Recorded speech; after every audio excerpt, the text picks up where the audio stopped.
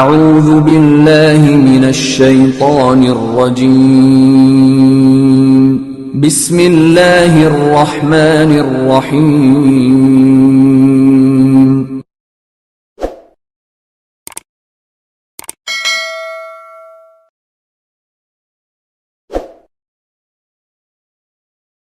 أعوذ بالله السميع العليم من الشيطان الرجيم بسم الله الرحمن الرحيم الحمد لله الذي هدانا لهذا وما كنا لنهتدي لولا أن هدانا الله لقد جاءت رسل ربنا بالحق الصلاة والسلام على رسول المسدد المصطفى الأمجد المحمود الأحمد أبي القاسم محمد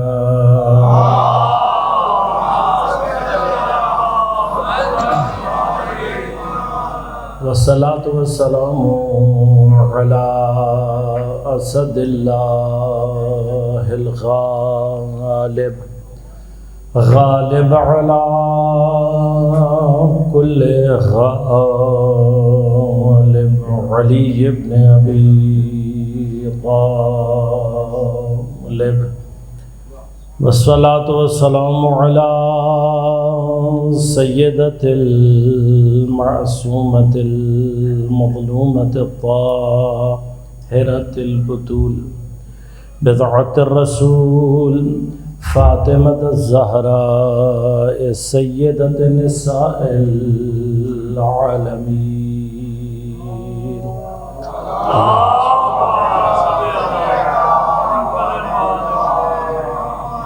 والصلاة والسلام على الحسن المجتبى والحسين المظلوم وأهل بيته الطيبين الطاهرين المعصومين المظلومين المنتجبين المنتخبين لا سيما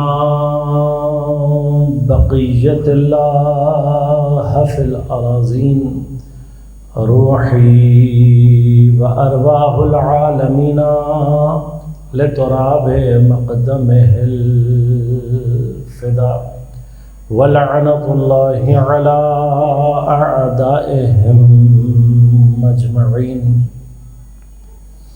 أما بعد قال الله تعالى في كتابه الكريم بسم الله الرحمن الرحيم ولا تقولوا لمن يقتل في سبيل الله أموات بل أحياء ولكن لا تشعرون صلوات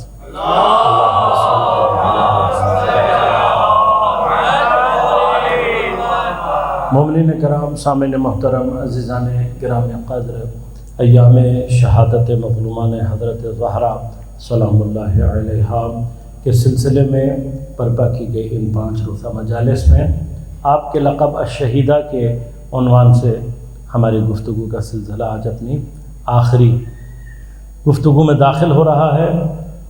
میں کوشش کروں گا کہ مطالب کو کسی منطقی نتیجے تک پہنچا سکوں، گرچہ مقام شہید اور شہادت اس سے زیادہ تفصیل چاہتا ہے، مختلف مقامات کو سمجھنا، کہ جیسا میں نے ابتدائی گفتگو میں آپ کی خدمت میں عرض کیا تھا کہ یہ جو مقام شہید جس کو قرآن نے یہ کہہ کر ہمارے اور آپ کے لیے بیان فرمایا کہ اور دیکھو وہ لوگ جو کہ اللہ کے راستے میں قتل کر دیے گئے انہیں مردہ مت کہو، بل احیا بلکہ وہ زندہ ہیں، ولکن لا تشعرون لیکن تمہیں ان کی حیات کا شعور اور ادراک نہیں۔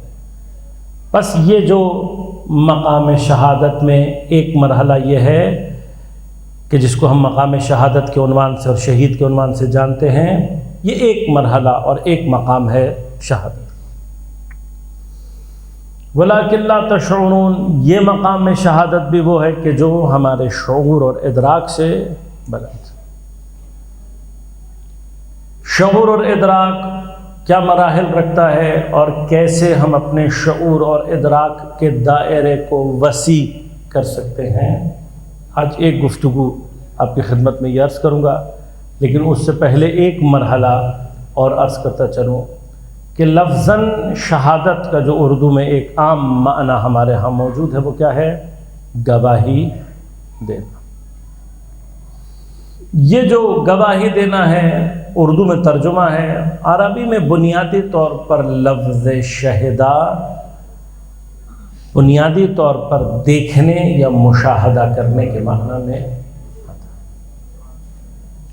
مشاہدہ دیکھنا، اس کے لیے آنکھ کا ہونا ضروری نہیں، البتہ ایک مرحلہ جو بہت ہی ابتدائی ہوتا ہے اس میں آنکھ کا دیکھا ہوا اس کی شہادت، کان کا سنا ہوا اس کی شہادت، حواس خمسہ سے آپ نے کسی چیز کو درک کیا اور اس کی شہادت دینا، اس کی گواہی دینا، یہ کم ترین مرحلہ ہے شہادت۔ اس سے جو اوپر کا مرحلہ ہے شہادت کا وہ ہے کہ جہاں پر شہادت عقلی ہو جاتی، لیکن اس سے جو اوپر کا اور سب سے آخری درجہ ہے وہ مرحلہ ہے کہ جہاں پر مقامات قلبیہ شروع ہوتے ہیں، اور جہاں سے مقامات قلبیہ شروع ہوتے ہیں وہاں سے مشاہدات عقل پر آ کر ختم ہو جاتے ہیں۔ جہاں سے قلب کی منزل شروع ہوتی ہے وہ مقامات مشاہدہ نہیں کہلاتے بلکہ مقامات شہود کہلاتے ہیں۔ لہذا عرفان اخلاق کی، فلسفے یا کلام کی گفتگو میں اگر کہیں آپ نے شہود کا لفظ سنا ہوگا، عرفان و شہود، اس کا تعلق بنیادی طور پر انسان کی قلب سے ہے۔ قلب انسان کی روح کا سب سے اشرف اور سب سے افضل حصہ ہے۔ جب انسان اس مرحلے میں داخل ہو کر وہاں کسی چیز کو درک کرتا ہے تو وہ درک اس منزل پر شہود کہلاتا ہے۔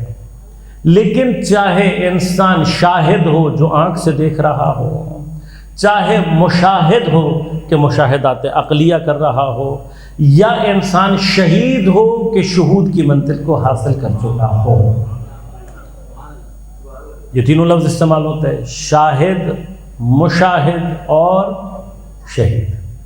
شاہد کا تعلق آنکھ سے دیکھی ہوئی شہادت سے ہے، کان سے سنی ہوئی حواس خمسہ کی منزل پر ہے۔ مشاہد مشاہدات عقلیہ کے درجے پر ہوتا ہے، لیکن جو شہود کی منزل پر پہنچ جائے پھر اسے کیا کہتے ہیں؟ شہید۔ لہذا غور کیجیے گا، اس اعتبار سے یہی شعور کی منازل بھی ہیں، انہی کے اعتبار سے شہادت کے درجات بھی۔ لیکن شاہدہ، یہ جو شہادت ہے، یہ حتی اپنے کم ترین مرحلہ کہ جہاں پر انسان اپنے حواس خمسہ سے، اپنی 5 سینسز سے کسی چیز کو درک کرے اور پھر اس کی گواہی دے۔ تو اب اس پر غور کیجیے گا، یہاں سے ایک مرحلہ عرض کروں گا آپ کی خدمت میں تاکہ مقام شہادت کی ایک اہم ترین کیفیت آپ کی خدمت میں پیش کر سکوں۔ عربی میں شہدہ کا مادہ دیکھنے یا اگر حواس خمسہ میں بھی کہیں استعمال ہو رہا ہو تو وہ صرف کسی شے کو دیکھ لینا کفایت نہیں کرتا، بلکہ شہدہ کا مادہ وہاں استعمال ہوتا ہے کہ جہاں پر دیکھنے والا واقعے میں ملوث ہو، اس سے تعلق رکھتا ہو، اور جو واقعہ ہوا ہے وہ اس کے لیے اس کے ہاتھ کی ہتھیلی کی طرح، اس کی کف دست کی طرح سے روشن اور آشکار ہو۔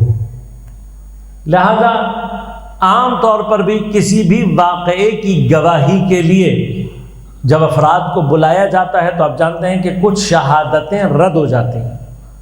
جو شہادتیں رد ہو جاتی ہیں، شہادت کا رد یاد رکھیے گا خود اپنے لیے قانون چاہتا ہے، یعنی ایسا نہیں ہے کہ مثلا جج صاحب جو ہے وہ کسی جگہ پر کہیں بھائی مجھے پسند نہیں آیا یہ شاہد، مجھے اس کی شکل اچھی نہیں لگ رہی، یا مجھے اس کی آواز پسند نہیں ہے، یا میرے اس کے ساتھ کوئی گھریلو جھگڑے ہیں یا میرا اس کے ساتھ کوئی پرسنل ایشو ہے، ان میں سے کسی بھی معیار پر قاضی جج شہادت کو رد نہیں کر سکتا۔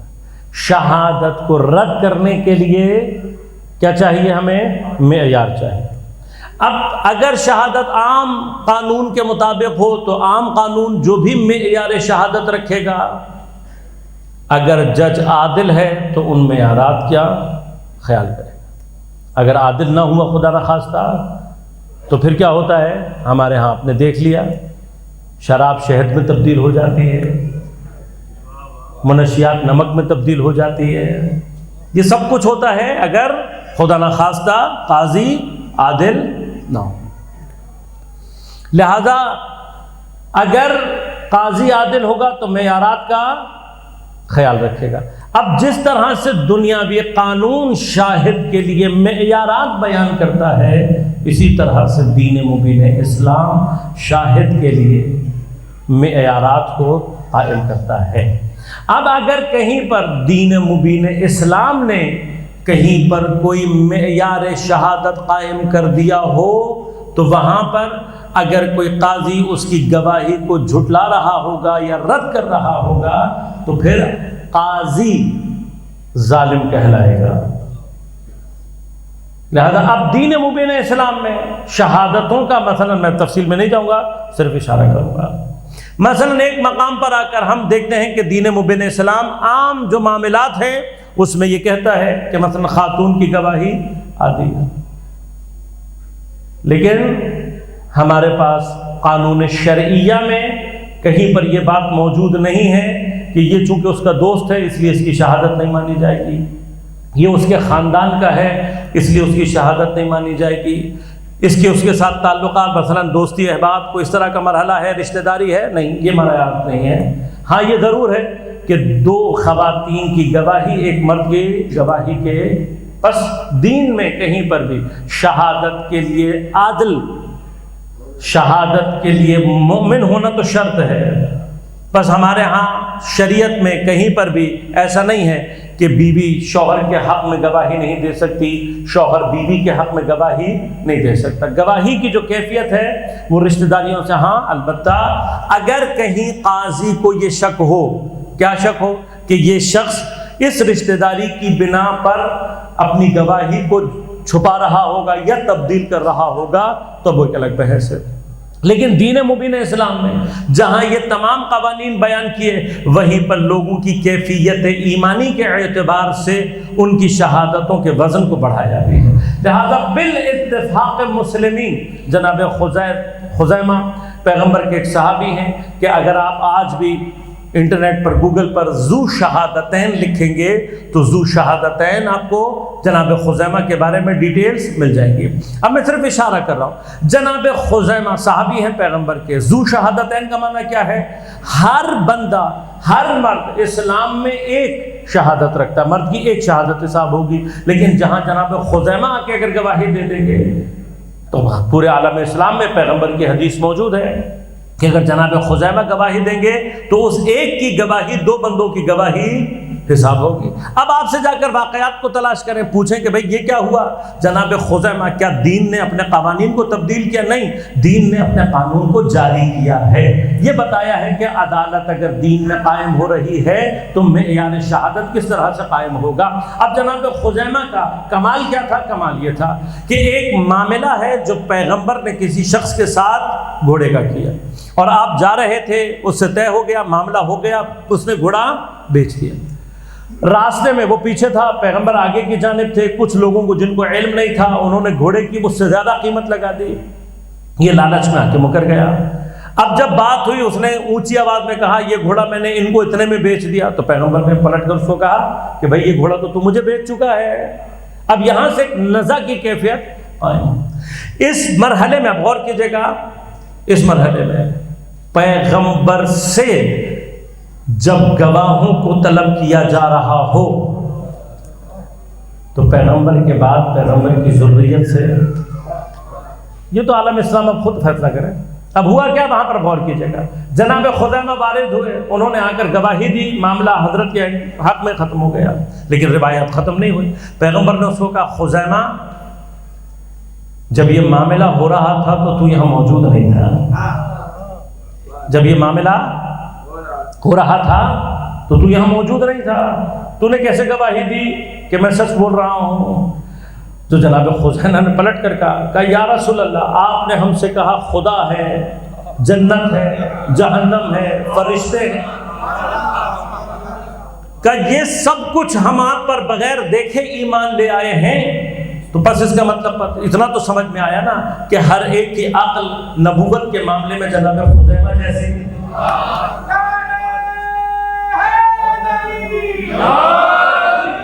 مرحلہ صرف اتنا سا ہے. جناب خزیمہ, اب غور کیجیے گا, جناب خزیمہ نے جب یہ سارے جملے کہے کہ یا نبی اللہ, آپ کی نبوت پر, آپ کی رسالت پر, آپ کے قرآن پر, آپ کی وحی پر, آپ کے تمام پیغامات پر ہم نے کیا دیکھا کہ فرشتہ ہمیں نظر آتا ہے؟ نہیں آتا. جنت جہنم خدا کچھ بھی ہم نے نہیں دیکھا. آپ نے جو کہا, بس جب آپ کی صداقت اس مرحلے پر ہے, آپ کی نبوت اس مرحلے پر ہے اور آپ نے کہہ دیا کہ میں نے خرید لیا ہے, تو اب ہمیں کسی اور گواہی کی آپ کا جملہ کافی ہے. جب آپ نے کہہ دیا کہ میں نے خرید لیا تو آپ کی نبوت سب سے بڑی گواہ ہے. اب میں مرحلہ عالم اسلام سے چیلنج کر کے یہ پوچھنا چاہتا ہوں کہ جناب خزیمہ نبوت پر ایمان کے اس مرحلے پر آ کر اگر گواہی دے دیں تو پیغمبر ان کی گواہی کو رد کرنے کے بجائے ان کو ذو شہادتین کہہ دیتے ہیں. اب جس جگہ پر قرآن کی آیت کسی کے لیے انما یرید اللہ لیذھب عنکم الرجس,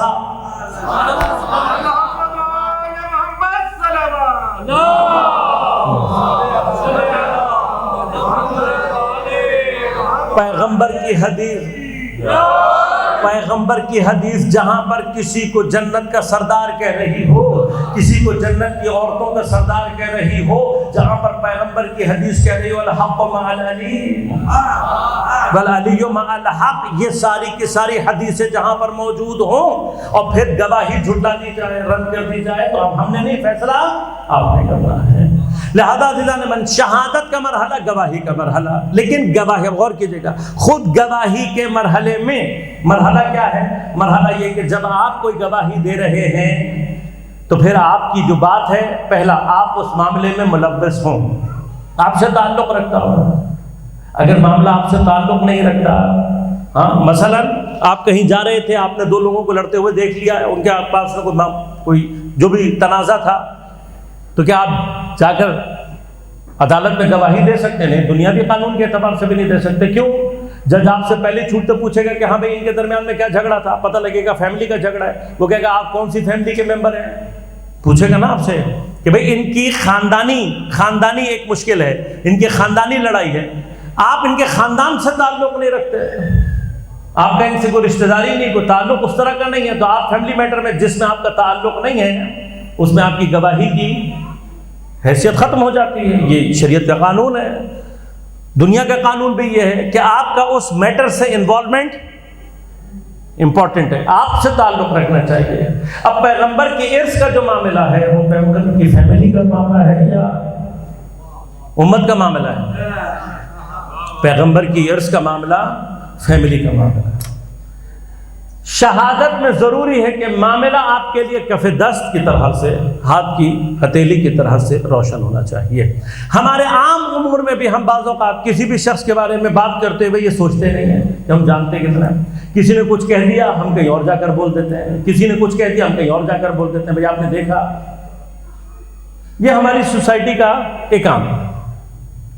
خدا کے لیے ان تمام چیزوں سے بشدت پرہیز کریں اور ان چیزوں کو روکنے کی کوشش کریں. کوئی فلاحی ادارہ ہے, کوئی شخص ہے جو کام کر رہا ہے فلاحی, جب بھی کسی سے پوچھو وہ کہے گا جی بڑے پیسے کھا لیا اس نے, بڑا مال بنا لیا اس نے, بھئی تو یوں کرتا ہے, اس نے ایسے کر دیا. اچھا آپ نے دیکھا, آپ کے پاس ہے کوئی ثبوت؟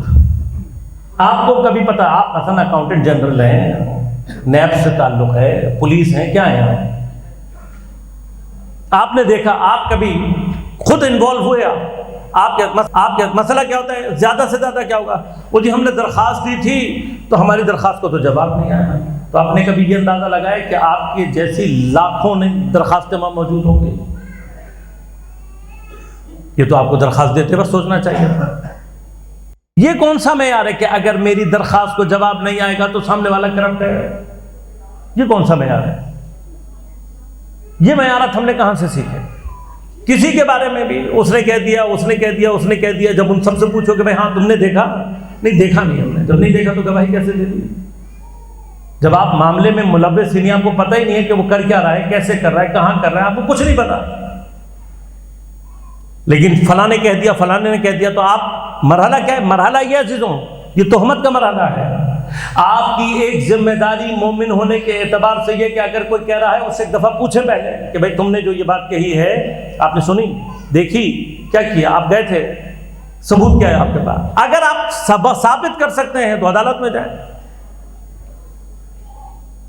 حتیٰ شرعی اعتبار سے کوئی حق نہیں ہے آپ کے پاس، حتیٰ اگر ثبوت بھی ہے تب بھی آپ پبلکلی کسی کے بارے میں بات نہیں کر سکتے. یہ ہمارے مسائل ہیں، اس نے ہمیں تباہ کیا ہے لیکن ہم متوجہ ہیں. لہذا عزیزان من، کب آپ بات کر سکتے ہیں؟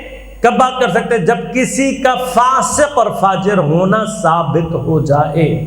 کوئی فاسق اور فاجر علنی ہو تب آپ اس کے متعلق بات کر سکتے ہیں. لیکن اگر کسی کا فسق و فجور علنی نہ ہو، یعنی کہ آپ نے مجھے شراب پیتے ہوئے دیکھ لیا تو آپ کی کیا ڈیوٹی؟ آپ جا کے پورے پاکستان کو بتا دیں.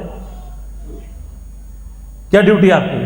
حتیٰ اگر آپ میرے پیچھے نماز پڑھنے والے ہیں اور آپ میرے پیچھے نماز پڑھنا چھوڑیں، اس کی وجہ سے میری آبرو کے جانے کا ڈر ہو، آپ میرے پیچھے نماز پڑھنا نہیں چھوڑ سکتے. یا تو آپ 2 گواہ لے کر آئیں جو عدالت میں جا کر میرے خلاف گواہی دے کہ بھئی ہم 2 آدمیوں نے ان کو واقعاً یہ شرب خمر کرتے ہوئے یا حرام کام کرتے ہوئے دیکھا.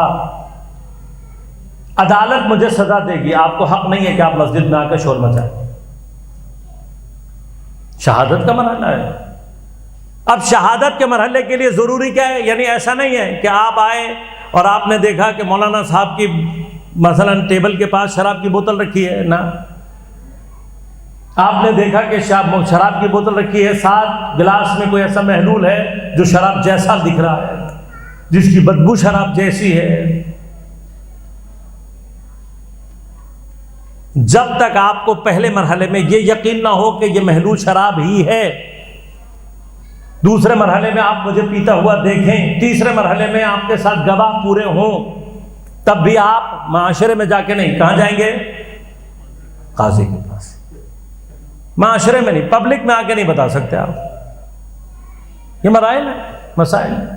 ہاں، میں اگر اس قسم کا فاسق ہو جاؤں کہ میں ہاتھ میں بوتل لیے گلیوں میں پھر رہا ہوں، پھر آپ جہاں مرضی جائیں، پھر میرے متعلق جو مرضی بولیں، نہ غیبت کہلائے گی نہ تہمت کہلائے گی، بلکہ یہ ظلم کے خلاف آواز اٹھانے کا مرحلہ اس کا سبب. کب؟ جب میں فاسق علنی، فاجر علنی ہو جاؤں. اس سے پہلے تک کوئی میرے بارے میں بات نہیں کر سکتا. لہذا ہمیں اپنے تھوڑا سا شرعی بیہیویئر کو تبدیل کرنے کی ضرورت ہے. اب غور کیجیے گا، 2 مرحلے عرض کروں گا پھر آپ کو بات کروں گا. یعنی کہ اب آپ جب بھی گواہی دے رہے ہیں، گواہی کے لیے ضروری کیا ہے؟ پہلا مرحلہ آپ اس امر سے متعلق ہوں. ثانیاً وہ امر آپ کے لیے کف دست کی طرح سے روشن ہونا چاہیے. یعنی اگر آپ سے کوئی بھی سوال پوچھا جائے کسی بھی اینگل سے، آپ اس کا جواب دے سکیں. اب عام امور کی گواہی ایک طرف کر دیجئے، خدا کی توحید کی گواہی، پیغمبر کی رسالت کی گواہی، حضرت امیر کی ولایت کی گواہی، کہ یہ آسان گواہی ہے؟ نہیں. ان کو کیا کہا جاتا ہے؟ گواہی. کلمہ شہادت کا معنی کیا ہے؟ گواہی کا کلمہ. اشہد ان لا الہ الا اللہ وحدہ لا شریک لہ معنی کیا ہے؟ میں گواہی دیتا ہوں کہ اللہ کے سوا کوئی معبود نہیں، وہ وحدہ تنہا، لا شریک لہ، کوئی اس کا شریک نہیں. اب یہ جو میں نے گواہی دی، گواہی دینے کا معنی کیا ہے؟ گواہی دینے کا ہرگز معنی اپنی زبان سے ایک جملے کو رٹا لگا کر ادا کرنا نہیں ہے. گواہی کا معنی کیا ہے؟ امر آپ سے تعلق رکھتا ہو، کم از کم امر آپ کے لیے ایسا روشن ہو کہ کہیں سے بھی اگر آپ سے سوال کیا جائے آپ اس بارے میں یقین کی منزل پر ہو. اب اگر آپ نے کہہ دیا لا الہ الا اللہ، میں گواہی دیتا ہوں کہ اللہ کے سوا کوئی معبود نہیں ہے، اور کسی نے آپ سے آ کے سوال کر دیا کہ اللہ ہے بھی یا نہیں، 1 کیوں ہے، 2 کیوں نہیں ہے، 5 کیوں نہیں ہے، دکھائی کیوں نہیں دیتا، سنائی کیوں نہیں دیتا، وحدہ لا شریک کا معنی کیا ہے، اور اس طرح کی بہت ساری باتیں ہیں۔ اب اگر ان امور کے جواب آپ دے سکتے ہیں تو کم از کم ابتدائی گواہی کے قابل ہو جائیں گے، لیکن اگر ان میں سے کسی بھی امر کا جواب آپ کو آتا ہی نہیں ہے تو گواہی کس کی دے رہے ہیں؟ بس یاد رکھیے گا گواہی کا یہ مرحلہ۔ اب یہ جو مرحلہ ہے گواہی کا، یہ کہلاتا ہے شاہد، دینے والا شاہد۔ لیکن اگر کوئی گواہی کے مرحلے میں وہاں داخل ہو جائے کہ جہاں پر وہ اپنے عمل سے کسی امر کو ثابت کر رہا ہو، تو یہ عمل کا مرحلہ کہلاتا ہے مرحلہ شہادت شہید، یہ مرحلہ شہید کا ہوتا ہے۔ بس اب خدا کیا غور کیجئے گا، ہم اور آپ جب تک لا الہ الا اللہ پڑھ رہے ہیں، اگر واقعاً سمجھ کر اور اس امور سے آگاہی کے ساتھ پڑھ رہے ہیں تو کم از کم شاہد ہے، یہ شہادت قبول ہے، یہ بندہ مسلمان کہلائے گا۔ لیکن جس کو لا الہ الا اللہ کا مطلب ہی نہیں پتا، جس کو معلوم ہی نہیں ہے، اب وہ مسلمان ہوگا یا نہیں، اللہ کے حضور کہلائے گا یا نہیں، تو میں نے آپ کی خدمت میں عرض کر دیا، قرآن نے واضح طور پر زبان کے کلمے کو رد کر دیا اور فرمایا کہ جب تک عمل کے ذریعے سے ثابت نہیں ہوگا اس وقت تک کلمہ اور شہادت قبول نہیں۔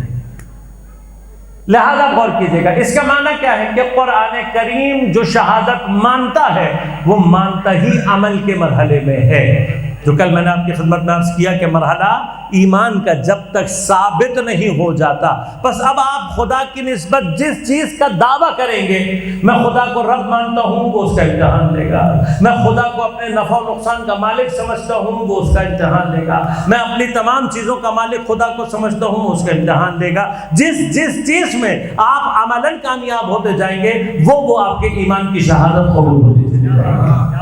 بس اب غور کیجئے گا، اس کا معنی کیا ہوا؟ اس کا معنی یہ ہوا کہ منزل شہادت بھی دین کے دائرے میں عمل سے خالی نہیں ہے۔ بس اب مقام شہید کو اگر سمجھنا ہے تو اب یہاں سے مرحلہ، یعنی عمل تو ویسے ہی ہے، بس عمل کے ذریعے سے شہید کس مرحلے میں داخل ہوتا ہے؟ شہید اس مرحلے میں داخل ہوتا ہے کہ جہاں پر وہ اپنی جان کی قربانی دے کر اسی لا الہ الا اللہ کو ثابت کر رہا ہوتا ہے، اسی محمد الرسول اللہ کو ثابت کر رہا ہوتا ہے۔ بس اب غور کیجئے گا، اب مرحلہ کیا ہے؟ یہاں تک اگر مرحلہ سمجھ میں آ گیا تو کیسے یہ گواہیاں جاتی ہیں، کون کون سے مرحلے ہیں، اس کا ایک مرحلہ بس آپ کی خدمت میں عرض کروں گا اور پھر زحمتوں کو کوشش کروں گا کہ تمام کروں اور کوشش کروں گا کہ اس جگہ تک پہنچوں کہ آپ کی خدمت میں عرض کروں کہ جب جناب سیدہ سلام اللہ علیہا کو الشہیدہ کہا جاتا ہے، اللہم صلی اللہ علیہ وسلم، تو بی بی نے اس مرحلے میں، ابھی میں اوپر کے مراحل میں نہیں گیا ہوں، اس مرحلے میں بھی جو شہیدہ کہا جاتا ہے تو بی بی نے کس شہادت کا اس بات کیا ہے اپنے وجود کے ذریعے سے؟ پہلے ایک مرحلہ عرض کر دو، آپ نے جو کچھ اپنی آنکھ سے دیکھا آپ اس کے شاہد، اپنے کان سے سنا آپ اس کے شاہد۔ اب اگر کوئی چیز ایسی ہو جو آپ کی آنکھ میں نہ آنے والی ہو، دکھائی آپ کو نہ دیتی ہو، تو کیا ہوگا؟ اب ایک مرحلہ کیا ہے؟ ایک مرحلہ یہ، یا آپ علمی طور پر اس کے مقدمات کو طے کریں، تو جب آپ علمی طور پر مقدمات کو طے کریں کہ یہ شہادت عقلی تو کہلائے گی، شہادت حسی نہیں کہلائے گی۔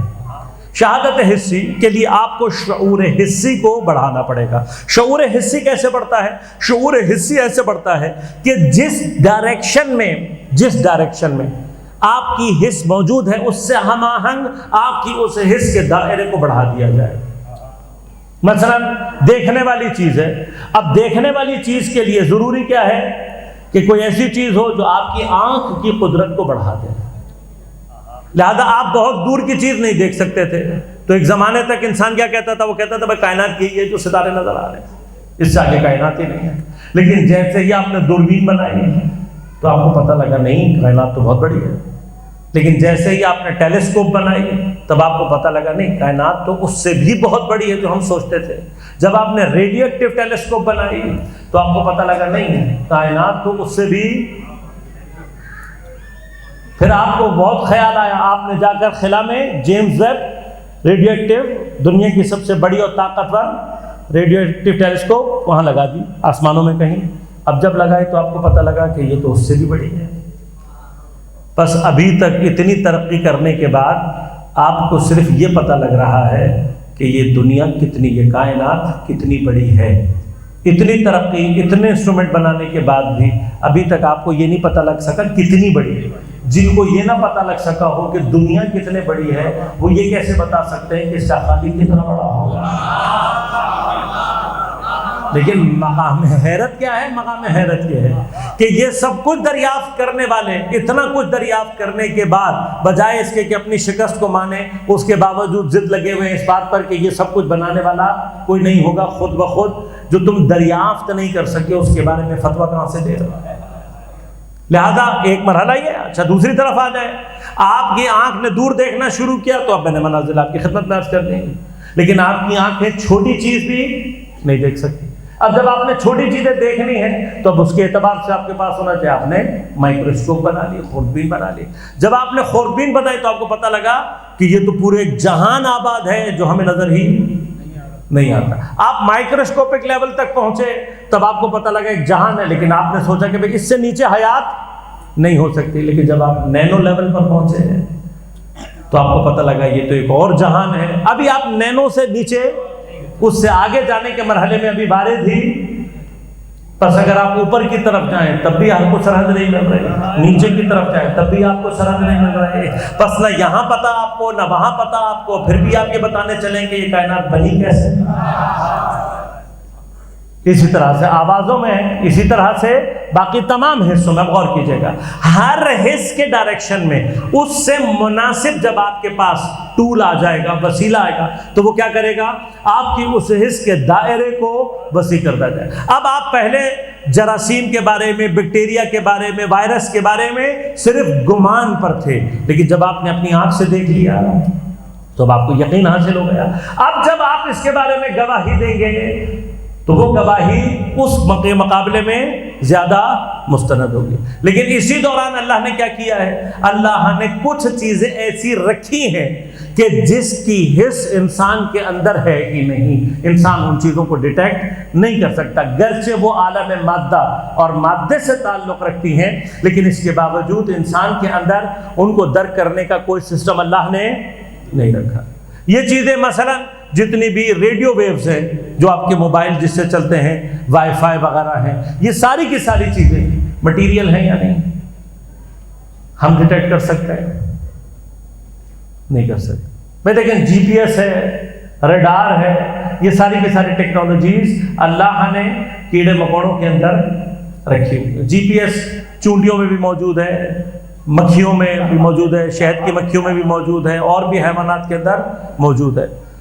ہاں، شہد کی مکھیاں وہ کہیں بھی چھوڑ دیں آپ کو، وہ جاتی ہیں اپنے پھل تلاش کرتی ہیں، جہاں ان کو پھل مل جاتے ہیں وہاں سے اپنے چھتے کی لوکیشن، اس کا شارٹیسٹ ڈسٹینس انہیں خود بخود معلوم ہوتا ہے۔ اس کا مطلب جی پی ایس آپ کے اندر ہے۔ اسی طرح سے یہی آپ کا موبائل ان چیزوں کو ڈیٹیکٹ کرا، آپ کر سکتے ہیں؟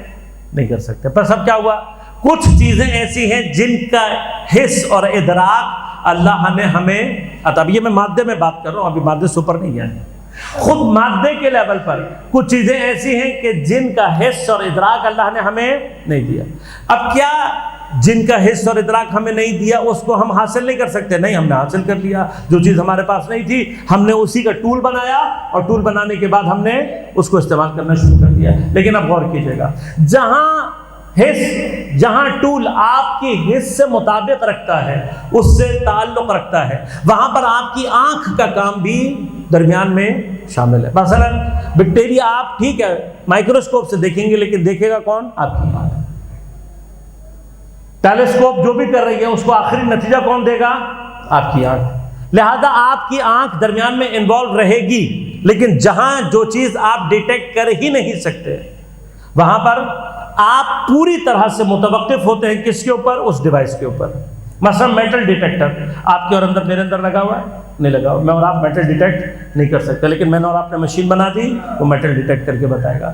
اب یہ جو میٹل ڈیٹیکٹر ہے اس کے لیے ہم پوری طرح سے ڈیپینڈنٹ ہیں کس کے اوپر؟ مشین کے اوپر، اس ٹول کے اوپر۔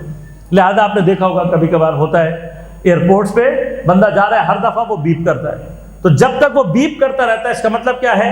کہیں نہ کہیں کوئی میٹل اس کے اندر، اب پتہ نہیں ہے کہ کہاں ہے، لیکن اس مشین کی بیپ جب تک ہوتی رہے گی اس کو جہاز پہ نہیں بٹھائیں گے، چیک کرتے رہیں گے۔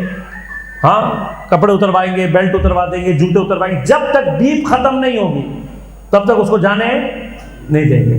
اطمینان کرنا ضروری ہے، لہذا غور کیجیے گا اس کام کے لیے ہم ڈیپینڈنٹ ہیں اگر آپ غور کیجیے گا کبھی اس ڈیٹیکٹر میں خرابی پیدا ہو جائے، مشین خراب ہو جائے، اب کیا ہوگا؟ کیا ہوگا نتیجہ؟ بیچارے کے پاس ہوگا نہیں، آپ خواہ اس کے ساتھ ظلم کر دیں گے۔ اسی طرح سے ہم اور آپ اب تمام ریڈیو جتنے بھی ویوز ہیں اس کے لیے محتاج ہیں اپنے موبائل کے۔ اب اسی محتاجی کی وجہ سے آج کل کوئی بھی ایڈریس پوچھتا ہے کسی سے تو ہم ایڈریس نہیں دیتے، ہم کہتے ہیں لوکیشن دے دو۔ ایڈریس پوچھ کے کیا کرو گے؟ لوکیشن بھیج دیتے ہیں۔ اب یہ سسٹم اگر کہیں جس کے اوپر اب ہم ڈیپینڈنٹ ہوتے جا رہے ہیں اگر اس میں ایرر آ جائے تو کیا ہوگا؟ آ جاتا ہے نا ایرر، کبھی کبھار آپ نے کریم بلائی ہوتی ہے، ٹیکسی بلائی ہوتی ہے، وہ بیچارہ کہہ رہا ہے میں کہ لوکیشن پہ کھڑا ہوں، آپ کہتے ہیں میں بھی کھڑا ہوں، دونوں ہی کھڑے ہوئے، لیکن بعد میں پتہ لگا بھائی وہ جی پی ایس خراب تھا، سسٹم میں ایرر آ رہا تھا۔ تو اب یہ آپ سمجھ میں آیا، جہاں انسان، یہ مادی لیول پر بات ہو رہی ہے ابھی، مادی لیول پر جہاں پر بھی انسان کسی ٹول پر 100% محتاج ہو جائے، انسانی عقل یہ کہتی ہے کہ پھر وہ ٹول اس کے اندر ایرر پیدا نہیں ہونا چاہیے۔ کیوں؟ اگر اس ٹول میں ایرر پیدا ہوگا نتیجہ کیا نکلے گا؟ جانا کہیں چاہتے ہوں گے پہنچ کہیں اور جائیں گے۔ لہذا اس کو ایرر لیس ہونا چاہیے۔ اسی ایرر لیس کو میں لفظاً تبدیل کر دوں، اسی ایرر لیس کو دین کی، کلام کی، عقیدے کی، فلسفے کی زبان میں کہتے ہیں عصمت۔ جتنا ڈیوائس معصوم ہوگا اتنا بہترین آپ کی ہدایت کر سکے گا۔ بس اتنی بات تو مجھے جی پی ایس سے سمجھ میں آ رہی ہے کہ اگر میرا ڈیوائس کہیں خطا کا شکار ہو جائے، اشتباہ کا شکار ہو جائے، ہذیان کا شکار ہو جائے، نسیان کا شکار ہو جائے، فراموشی کا شکار ہو جائے تو جانا کہیں چاہتا ہوں گا پہنچ کہیں اور جاؤں۔ یہ تو زمینی راستے کا مسئلہ ہے۔ اب اگر میں نے خدا تک پہنچنا ہو، نہ میں فرشتے کو دیکھ سکتا ہوں، نہ میں وحی لے سکتا ہوں، نہ مجھے جنت کا پتہ، نہ مجھے جہنم کا پتہ، اور جانا میں خدا کی طرف چاہتا ہوں تو خدا نے مجھے اور آپ کو محتاج رکھا ہے۔ مجھے اور آپ کو یہ سینس نہیں دی، یہ سینس اللہ نے دی ہے معصوم کو، یہ سینس اللہ نے دی ہے نبی کو۔ بس نبی اس کا کام ہے مجھے خدا تک لے کر جانا۔ اب اگر یہی ٹول ہذیان کا شکار ہو جائے، نسیان کا شکار ہو جائے، خطا کا شکار ہو جائے تو کیا ہوگا؟ اگر میں خدا تک جانے کے لیے غیر معصوم کے پیچھے جا رہا ہوں گا تو ہوگا کیا؟ جانا چاہتا ہوں گا خدا کے پاس، پہنچ شیطان کے پاس۔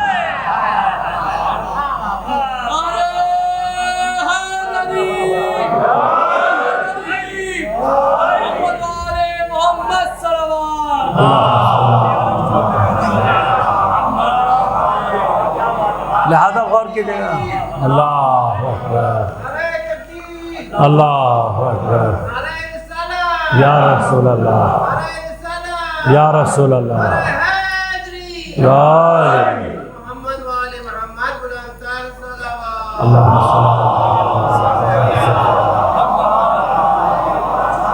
اور جتنی دیر میں آپ کو سمجھ میں آئے گا کہ ڈیوائس خراب تھا اتنی دیر میں کام خراب ہو چکا ہوگا۔ لہذا عزیزان میں جہاں پر آپ غور کیجیے گا ہر مرحلے میں انسان کو اسی سے ریلیٹڈ ڈیوائس چاہیے۔ بس حص میں ہمارے پاس جتنا ہمارے پاس ڈیوائس آتا جائے گا، ٹول مضبوط آتا جائے گا، اتنا ہمارا شعور کا مرحلہ بڑھتا چلا جائے گا۔ اب جہاں پر بحث حص سے نکل کر عقل میں آ جائے تو وہاں پر کیا چاہیے؟ وہاں پر پھر وہ چاہیے جو عقل کو آگے لے جا سکے، جو عقل کے مراحل میں ہمیں راستے کو آگے بڑھا سکے۔ اب جو خود عقل کو جانتا ہوگا، جو عقل کے مراحل سے واقف ہوگا، جو علم کے اعتبار سے اس مرحلے پر ہوگا، تو اب یہ تو آسان سی بات سمجھ میں آ گئی کہ اگر عقل کا تعلق علم سے ہے تو علم کا اور عقل کا امام وہ ہونا چاہیے جو یا مدینۃ العلم ہو یا باب مدینۃ العلم ہو۔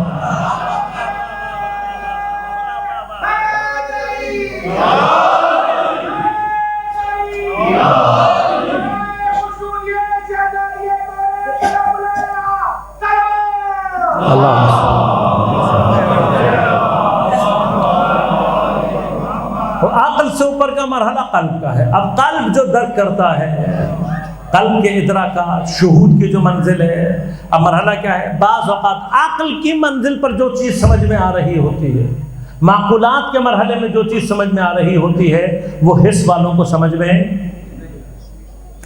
لہذا میں نے کل بھی اس دن بھی عرض کیا تھا کہ جن کی جنت ناف اور زیر ناف کے نیچے پائی جاتی ہو، ان کو جنت کبھی سمجھ میں آ ہی، جہاں بحث عقل کی، جہاں بحث علم کی، جہاں بحث نور کی ہو، وہاں مباحث بالکل مختلف ہو جاتے ہیں۔ لہذا جو عقل کو تعطیل کر کے مذہب کو آگے بڑھاتے ہوں، انہیں کبھی بھی عقل کے مراحل سمجھ میں نہیں آ سکتے۔ لہذا اس سے اوپر جو مدرکات قلبیہ ہیں، مدرکات قلبیہ شہود کی جو منزل ہے، اب شہود کی منزل پر جو درک کر رہا ہوتا ہے، وہاں جو دیکھ رہا ہوتا ہے، وہ عقل والے کو سمجھ میں نہیں آتا۔ لہذا جو عقل والے کو سمجھ میں نہیں آئے گا، وہ حس والے کو کبھی بھی سمجھ میں نہیں آ سکتا۔ انہی تمام مراتب کا مرحلہ ہے، انہی تمام کیفیات کا مرحلہ ہے، جس کی وجہ سے فرمایا کہ اگر ایمان کے 10 درجے ہیں تو حضرت سلیمان 10 کے 10ویں درجے پر فائز ہیں، جناب ابو ذر اس اعتبار سے 9ویں درجے پر فائز ہیں۔ یہ ایک درجے کا فرق ایسا ہے کہ فرمایا جو سلیمان جانتا ہے، اگر ابھی اس حالت میں ابو ذر کو معلوم ہو جائے تو شاید اسے قتل کر دے۔ کیوں؟ اس لیے کہ صرف ایک درجے پہ فرق اتنا آ جاتا ہے کہ جو اوپر والے درجے والا دیکھ رہا اور سمجھ رہا ہے، نیچے والے کو وہ سمجھ میں نہیں آتا۔ تو اگر ایمان کے ایک درجے میں اتنا فرق آ جائے تو وہ جو سید المؤمنین ہے، امیر المؤمنین ہے، وہ جس مقام پر ہوگا، وہ جو دیکھ رہا ہے، پس یاد رکھیے گا مرحلہ شہادت یہ ہے، مرحلہ شہادت۔ اب شہید کا مرحلہ کیا ہوتا ہے؟ شہید کا مرحلہ یہ کہ یہی جو حیات ملکوتی ہے، اس کو درک کرنا اور اس کو درک کر کے اس کے مقامات کو آگے تک پہنچانا۔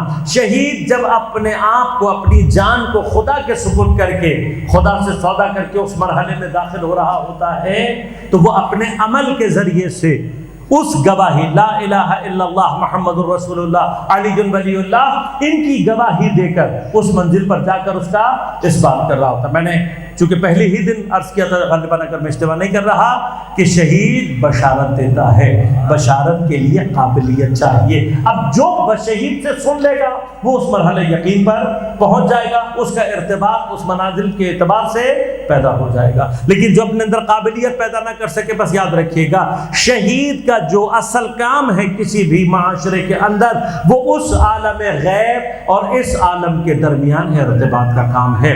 ہم اگر شہید سے توسل کریں گے تو ہم ان مقامات کو درک کرنے کی صلاحیت پیدا کرتے ہیں۔ اگر ان مقامات کو درک کرنے کی صلاحیت پیدا کر لیں تو شہادت طلبی خود بخود انسان کے اندر پیدا ہو جاتی ہے۔ پھر وہ ان لوگوں میں سے ہو جاتا ہے جو خود موت کی تمنا کر رہے ہوتے ہیں، فتمنوا الموت ان کنتم صادقین، اگر تم سچوں میں سے ہو تو موت کی۔ لہذا اب شہید کیا کرتا ہے؟ شہید اپنے وجود سے شہادت کو عام شہید یہ مرحلہ، لیکن کچھ شہداء ایسے ہیں کہ جن کے مراتب اسی اعتبار سے زیادہ ہیں۔ کیوں؟ اس لیے کہ وہ اپنے مقام کے اعتبار سے شہادت کی کیفیت کو اس طریقے سے انجام دیتے ہیں کہ ان کے خون کے ذریعے سے شہادت ایسے سخت ہو جاتی ہے کہ جب تک ان کی یاد باقی رہتی ہے شہادت زندہ رہتی ہے، جب تک ان کی یاد زندہ رہتی ہے تب تک کلمہ زندہ رہتا ہے۔ سید الشہداء کربلا والوں کا کمال کیا ہے؟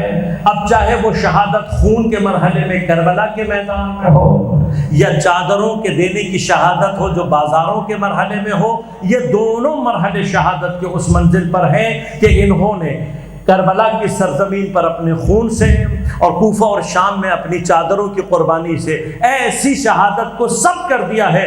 جب تک کربلا کا تذکرہ زندہ رہے گا کلمہ لا الہ الا اللہ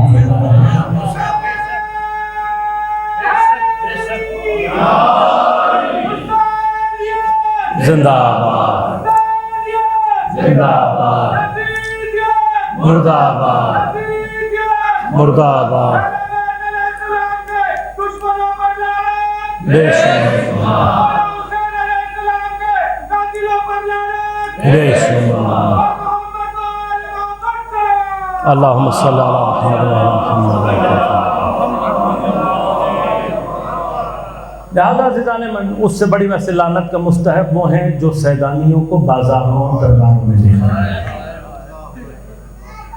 لہذا عزیزان من، مرحلہ کیا ہے؟ مرحلہ یہ ہے کہ جنہوں نے اپنے وجود سے، اسی لیے غور کیجیے گا سید الشہداء کو سید الشہداء کیوں کہتے ہیں؟ اس لیے کہ ایسے شہداء کا جو سردار ہے اسی کا حق ہے کہ اسے سید الشہداء سب کی ہے تاریخ میں.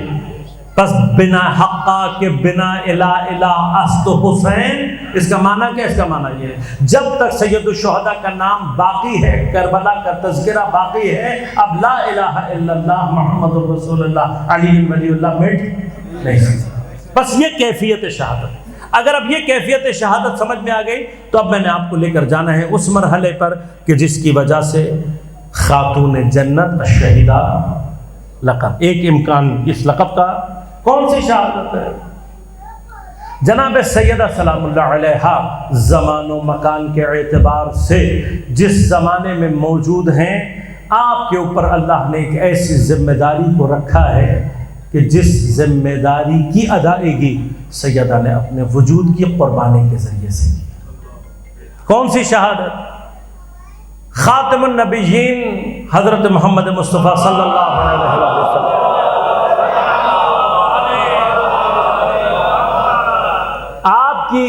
آپ کی نبوت کے ساتھ سلسلہ نبوت ختم ہو رہا ہے. یعنی کیا؟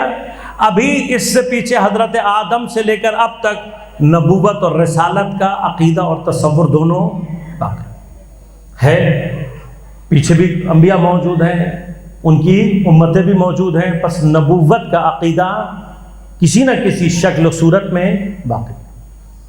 حضرت سے کی نسبت جس گواہی کی نبوت کے لیے ضروری ہے وہ کون سا مقام ہے؟ مقام خاتم النبیین، کہ نبوت یہاں پر ختم ہو. اگر نبوت کی گواہی موجود ہے تو نبوت کی گواہی کے فوراً پیچھے خود بخود موجود ہے کس کی؟ توحید کی گواہی. لیکن حضرت کی ختم نبوت، اب یہ تفصیلی بحث کبھی انشاءاللہ عرض کروں گا. خود تصور ختم نبوت دلیل ہے ابتدائے امامت کی، خود دلیل ہے اپنے وجود کے اندر. تفصیلات اس کی انشاءاللہ کبھی اور عرض کروں گا. لہذا اگر کسی کو واقعاً ختم نبوت سمجھ میں آئی ہو، عقلی طور پر ضرورت امامت سمجھ میں آتی ہے. عقلی طور پر غور کیجیے گا، حضرت کے اوپر جب نبوت ختم ہوئی ہے تو اللہ تعالیٰ نے کیا کہا؟ آخری آیتوں میں سے کون سی آیت ہے؟ الیوم اکملت لکم. اکمل کا معنی کیا ہے؟ دین آج ہم نے مکمل ہے. یہ دین آج مکمل ہوا ہے، اپلائی نہیں ہوا ہے. میں مرحلہ آپ تک پہنچا سکا ہوں یا نہیں؟ دیکھیے، میں اگر آپ کو کسی چیز کا کوئی پلان دوں کہ بھائی یہ مثلا فرض کریں یہ بلڈنگ بنانی ہے آپ نے، اور میں آپ کو لا کر اس کا پلان دوں کہ بھائی یہ پورا نقشہ، مکمل نقشہ، یہ مکمل ڈیزائن ہے، اس کا مطلب آپ کی بلڈنگ بن گئی؟ بن گئی بلڈنگ؟ نہیں. اچھا، اگر نقشہ ہی پورا نہ ہو تو کیا ہوگا؟ آپ کہیں گے کہ بھائی ٹھیک ہے، اگر ہم عمارت بنانا بھی چاہیں تب بھی یہ عمارت اپنے کمال پر نہیں پہنچے گی. کیوں؟ نقشہ مکمل نہیں. جب نقشہ مکمل ہوگا تو پھر اگلے مرحلے میں عمارت کے مکمل ہونے کا تصور خود بخود پیدا ہو جائے گا، اور بہت سارے طریقوں سے اس کو سمجھا جا سکتا ہے. تو اب دین کا مکمل ہونے کا مطلب کیا ہے؟ آپ کے لیے سعادت کا جو پلان ہے وہ اپنے کمال پر پہنچ گیا، مینول مکمل ہو گیا، کتاب مکمل ہو گئی، قانون مکمل ہو گیا. اب یہ قانون مکمل ہونے کا مطلب یہ ہے کیا ہے؟ معنی ہی یہ ہے کہ اب نبی نہیں آئے گا، کیونکہ کتاب بھی مکمل ہو گئی، دین بھی مکمل ہو گیا. تو اب اللہ نے کیا یہ مکمل دین اس لیے دیا تھا کہ مکمل دین مسلمانوں کو مل جائے اور وہ اس کو الماری میں رکھ کر اپنی منمانی کریں؟ نہیں. دین کس لیے آیا ہے؟ دین آیا ہے اس لیے کہ اب اگر یہ مکمل ہو گیا ہے تو اس مکمل دین کو اپلائی کر کے اس کے کمالات کو دنیا کے سامنے ظاہر کر سکیں. یہی ہے نا. بس دین مکمل ہونے کا مطلب ختم نبوت ہے. اب دین جو آیا ہی خدا کی طرف سے ہے، جو دین آنے کے لیے خدا کی طرف سے بھیجے ہوئے کا محتاج ہے، وہ اپلائی ہونے میں کیسے خدا کی طرف سے بھیجے ہوئے کا محتاج نہیں ہوگا؟ واضح سی دلیل ہے، بہت واضح سی دلیل ہے۔ پس جو دین آنے اور مکمل ہونے میں خدا کی طرف سے بھیجے ہوئے کا محتاج ہے، وہ اپنی اپلیکیشن میں، اپنے اپلائی ہونے میں بھی خدا کی طرف سے بھیجے ہوئے کا محتاج ہے، اور اسی چیز کا نام امامت ہے۔ اب نبوت ختم ہونے کا مطلب کیا ہے کہ نبوت اور توحید دونوں کی گواہیاں موجود تھیں۔ جس گواہی کے اس بات کی ضرورت ہے وہ گواہی امامت کی گواہی ہے۔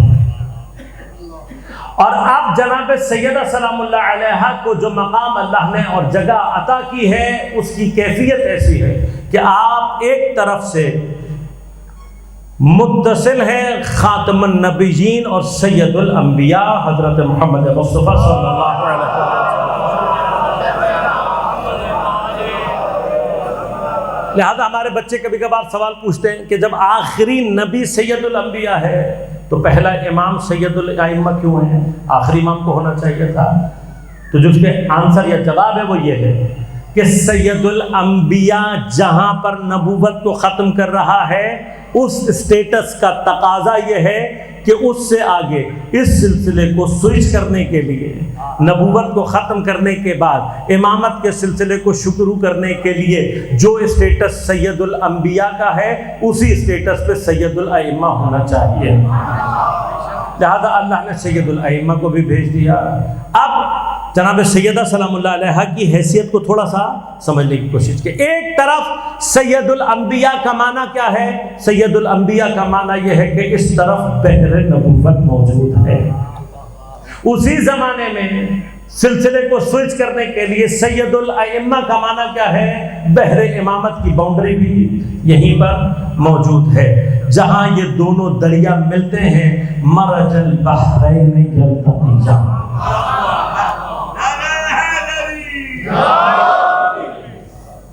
سورہ رحمان جن مرج البحرین کی بات کرتی ہے، وہ بحرین لا یبغیان نہیں جائے گی۔ کیوں؟ نہ نبوت اپنے درجے سے آگے بڑھے گی، نہ امامت اپنے جگہ سے پیچھے ہٹے گی، دونوں لا یبغیان اپنے حد پر رہیں گے۔ کون ان کو رکھے گا؟ بینہما برزخ، ان کے درمیان ایک برزخ ہے۔ یہ برزخ ان کو لا یبغیان آگے پیچھے نہیں جانے دے گی، ان کو جوڑ کر رکھے گی۔ اب برزخ کیا ہوتی ہے تفصیل کبھی اور عرض کروں گا۔ برزخ وہ جگہ ہوتی ہے دو مرحلوں کے درمیان کہ جو اپنے وجود کو ختم کر کے ان دونوں سرحدوں کو جوڑ کر رکھتی ہے۔ اب اس بحر نبوت اور بحر امامت کو اس طرح سے جوڑ کر رکھنا کہ ان کے درمیان میں کوئی فاصلہ پیدا نہ ہو سکے، اس برزخ کا نام، ان کو جوڑنے والی اور وصل کرنے والی ذات کا نام جناب سیدہ سلام اللہ علیہا۔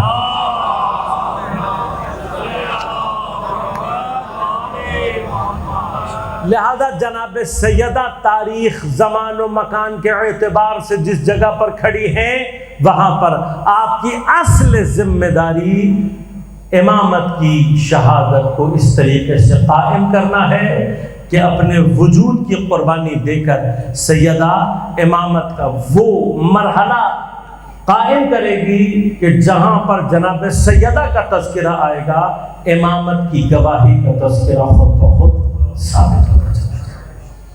لہذا سیدہ نے پیغمبر کی شہادت کے بعد ان 95 دنوں میں اپنے پورے وجود کو استعمال کیا ہے اس بات امامت اور ولایت حضرت امیر کے لیے۔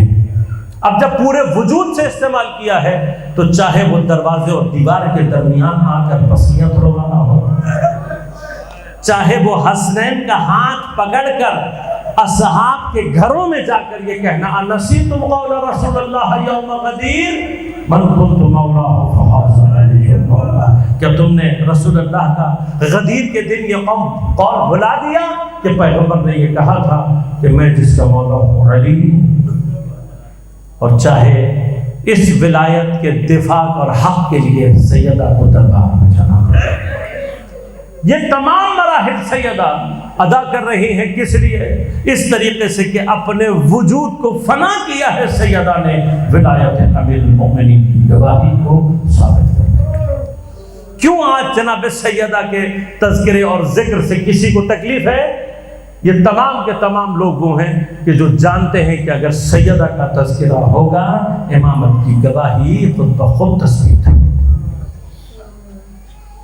اپنے وجود کو فنا کر دیا حضرت امیر کی گواہی کے لیے، لہذا جس وقت حضرت امیر کو معلوم ہوا کہ سیدہ اس دنیا سے رخصت ہو گئی ہے، تاریخ میں لکھا فاتح خیبر عین جوانی میں اپنی کمر تھام کر سمجھا۔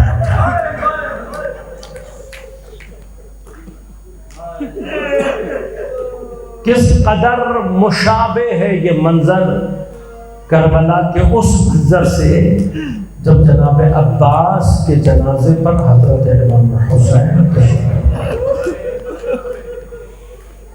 اور کمر کو تھام کر زمین پر بیٹھ کر کہا الآن عند ظہری،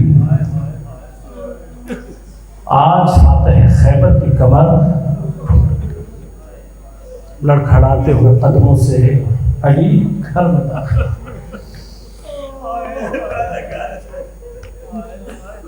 سارا دن بچوں کی آوازوں کو دبانے والا علی شب میں سیدہ کو غسل دیتے ہوئے دھارے مار مار خدا جانے کون کون سے زخم ہیں، خدا جانے کیا کیا ہے جس نے علی کے صبر کو توڑا۔ ایک یہ مقام ہے، لیکن سیدہ کو غسل و کفن دینے کے بعد اس سے پہلے کہ سیدہ اپنے بچوں سے جدا ہو، ایک مرتبہ چہرہ اطہر کو کھولا گیا۔ علی اپنے بچوں سے کہہ رہے ہیں آؤ اور آ کر اپنی ماں کا آخر۔ سیدہ جیسی ماں ہے، حسنین جناب زینب و ام کلثوم علیہ السلام جیسے بچے ہیں۔ ایک مرتبہ بچے چھوٹے چھوٹے بچے سیدہ کے جس میں اطہر سے لپٹ کر رونا شروع کیا۔ تاریخ کہتی ہے کہ بس ان بچوں میں جیسے ہی امام حسین نے رونا شروع کیا، میں نے آپ سے عرض کیا تھا نا، پیغمبر سے سیدہ کا گریہ نہیں دیکھا جاتا، سیدہ سے حسین کا گریہ نہیں دیکھا جاتا۔ تاریخ نے لکھا جیسے ہی امام حسین نے جیسے ہی رونا شروع کیا، سیدہ کی آنکھوں سے آنسو جاری ہوئے، اور ایک وقت وہ آیا جب بندے کفن سیدہ کے ٹوٹے اور سیدہ نے اپنے ہاتھوں کو بڑھا کر اپنے بچوں کو سینے سے لگا دیا۔ بس عزیزانو، جس وقت یہ مرحلہ آیا، ایک مرتبہ ندائے غیبی نے مولا کائنات سے کہا یا علی اپنے بچوں کو سیدہ سے جدا کرو۔ ارے فرشتوں میں گریہ ہے، نالا و فریاد ہے، اپنے بچوں کو سیدہ سے جدا کر لو۔ بس عزیزانو، چشم تصور کو لے کر اس مرحلے پر جا کر دیکھتا ہوں علی جیسے رؤوف باپ نے کتنی محبت سے اپنے بچوں کو سیدہ سے جدا کیا ہوگا، کتنے پیار سے، کتنی محبت سے، کتنی نوازش سے جناب زینب و ام کلثوم کو جدا کیا ہوگا۔ لیکن بس ایک مرتبہ ہاتھ جوڑ کے کہوں گا مولا، ایک مرتبہ 11 محرم کی صبح ذرا کربلا تشریف لا کر دیکھنا۔ ارے 4 سالہ سکینہ باپ کے جس میں اطہر سے لپٹ کر رونا چاہتی ہے، ارے کوئی تازیانے مار رہا ہے، کوئی تماچے لگا کر سکینہ کو جدا کر رہا۔ بس عزیزانو، ایک مرتبہ رات کی تاریکی میں علی سیدہ کو لے کر آئے ہیں۔ اب نہیں جانتا میرا مولا بقیہ کے کس کونے میں گیا ہے، پیغمبر کے پہلو میں آیا ہے، ریاض الجنہ میں آیا ہے، خدا جانے کہاں گیا ہے۔ لیکن ایک مرتبہ قبر کا نشان بنانے کے بعد، قبر کو کھودنے کے بعد، بس جب حضرت کو اپنے ہاتھوں پر اٹھایا، تاریخ کہتی ہے سیدہ اس قدر نحیف ہو چکی تھی کہ ایسا لگتا تھا کہ علی نے سیدہ کا بدن نہیں، کانت کل خیال، گویا کوئی خیال ہے جو علی کے ہاتھوں پر تھا۔ ارے یہ لے کر جب علی قبر کے پاس پہنچے، ایک مرتبہ قبر کی طرف نگاہ کی، اور پھر اس کے بعد علی نے دھارے مار مار کر رونا شروع کیا۔ ارے علی کا گریہ اتنا شدید تھا، اتنے میں علی نے دیکھا، ملائکہ کائنات نے ملاحظہ دیا کہ قبر سے 2 ہاتھ برآمد ہوئے ہیں. مولا نے ہاتھوں کو پہچانا, ایک مرتبہ سلام کر کے کہا السلام علیکم یا رسول اللہ, اے اللہ کے رسول آپ پر علی کا سلام ہو. یا رسول اللہ, علی کو جو امانت آپ نے دی تھی آج علی واپس کرنے آیا ہے, لیکن یا رسول اللہ علی میں اتنا حوصلہ نہیں ہے. آپ کی بیٹی آپ کے پاس آئے گی, اپنی بیٹی سے پوچھ لینا امت میں تمہاری